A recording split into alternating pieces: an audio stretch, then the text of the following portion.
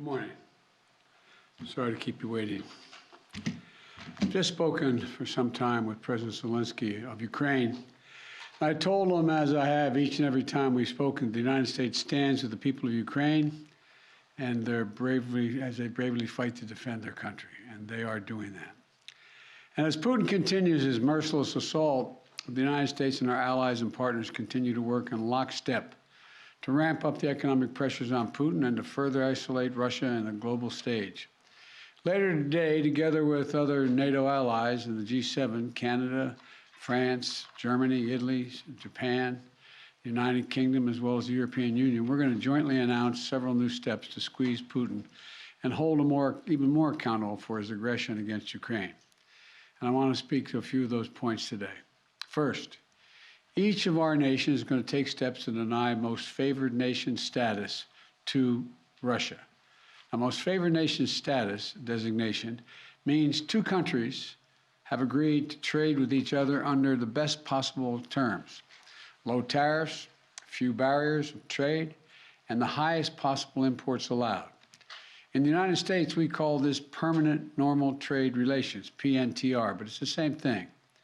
Revoking PNTR for Russia is going to make it harder for Russia to do business with the United States, and doing it in unison with other nations that make up half of the global economy will be another crushing blow to the Russian economy. It's already suffering very badly from our sanctions. And I want to thank Speaker Pelosi, Leader McCarthy, Leaders Schumer and McConnell, and Senators Wyden and Crapo, Representatives Neal and Brady, for their bipartisan leadership on this in the Congress. I would like to offer a special thanks to Speaker Pelosi, who's been a strong advocate for revoking PNTR and who agreed to hold off on that in the House until I could line up all of our key allies to keep us in complete unison. Unity among our allies is critically important, as you all know, from my perspective at least. Many issues divide us in Washington, but standing for democracy in Ukraine, pushing Russia's aggression, should not be one of those issues. The free world is coming together to confront Putin. Our two parties here at home are leading the way. And with that bipartisan cooperation, I'm looking forward to signing into law the bill revoking PNTR, which is, again, most people think of it as most favored nation status. We're also taking a further step of banning imports of goods from several signature sectors of the Russian economy, including seafoods, vodka, and diamonds. And we're going to continue to squeeze Putin. The G7 will seek to deny Russia the ability to borrow from leading multinational institutions, such as the International Monetary Fund and the World Bank. Putin is an aggressor. He is the aggressor, and Putin must pay the price. He cannot pursue a war that threatens the very foundations, which he's doing, the very foundations of international peace and stability, and then ask for financial help from the international community. The G7 is also stepping up pressure on corrupt Russian billionaires. We're adding new names to the list of oligarchs and their families that we're targeting. And we're increasing coordination among the G7 countries to target and capture their ill-begotten gains. They support Putin.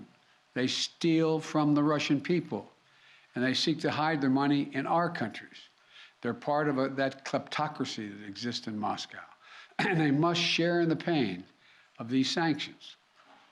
And while we're going after these, their super yachts and their vacation homes and worth hundreds of millions of dollars, we're also going to make it harder for them to buy high-end products manufactured in our country.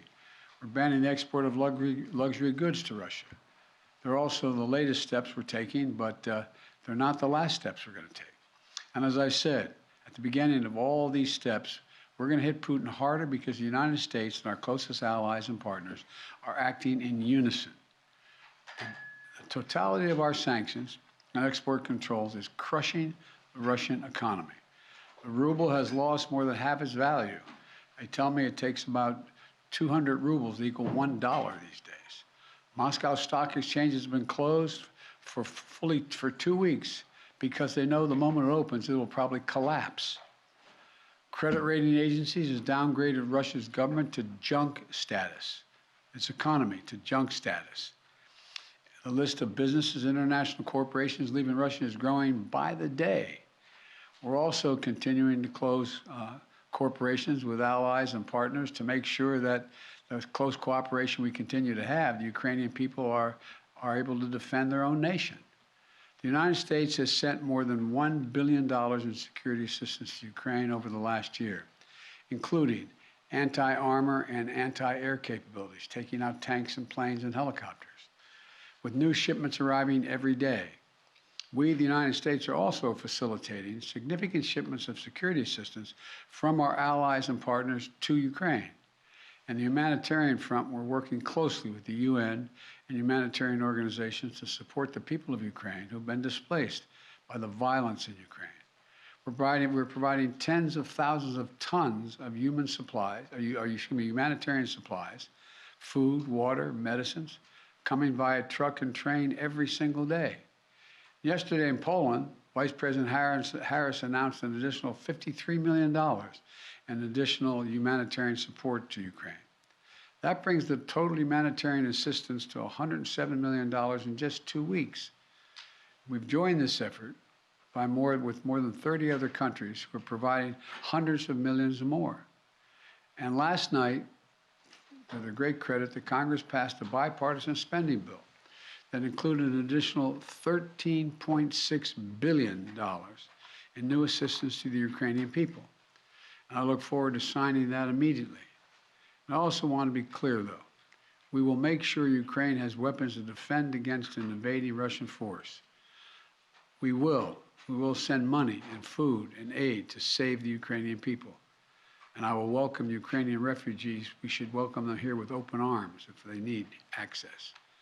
And we're going to provide more support for Ukraine. We're going to continue to stand together with our allies in Europe and send unmistakable message. We'll defend every single inch of NATO territory with the full might of the united and galvanized NATO. We will not fight a war against Russia in Ukraine. Direct confrontation between NATO and Russia is World War III, something we must strive to prevent. But we already know Putin's war against Ukraine will never be a victory. He hoped to dominate Ukraine without a fight. He failed. He hoped to fracture European resolve. He failed. He hoped to weaken the transatlantic alliance. He failed. He hoped to split apart American democracies in terms of our positions. He failed. The American people are united. The world is united. And we stand with the people of Ukraine. We will not let autocrats and would-be emperors dictate the direction of the world. Democracies are rising to meet this moment, rallying the world to the side of peace and the side of security. We're showing our strength, and we will not falter. God bless all of you. God bless Ukraine, and God bless our troops. The White House has said that Russia may use chemical weapons or create a false flag operation to use them. What evidence have you seen showing that? And would the U.S. have a military response if Putin does launch a chemical weapons attack? I'm not going to speak about the intelligence, but Russia would pay a severe price if they use chemical weapons. Mr. President, extending the federal gas tax?